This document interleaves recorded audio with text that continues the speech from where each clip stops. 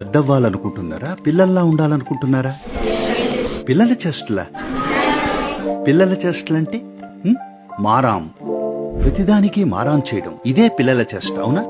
పిల్లల్లా అంటే ఫ్లెక్సిబుల్ గా ఉంటారు, నేర్చుకోవడానికి సిద్ధంగా ఉంటారు, ఇతరులపై దురభిప్రాయాలు మొదలైన చెత్త ఉండదు. ప్రజలు పిల్లల్లా ఉండడాన్ని ఎప్పుడూ విలువైందిగా చూడ్డానికి కారణం ఏమిటంటే, చాలా మంది పెరిగే కొద్దీ దురభిప్రాయాలు పెంచుకుంటారు.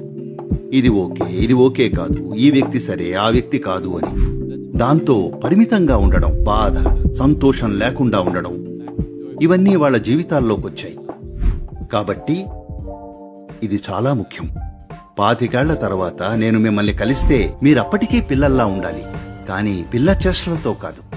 మీ బాల్యాన్ని ఆస్వాదించండి, కానీ పిల్ల చేష్టలతో ఉంటే ఆస్వాదించలేరు, దానిపై ఫిర్యాదులే చేస్తుంటారు.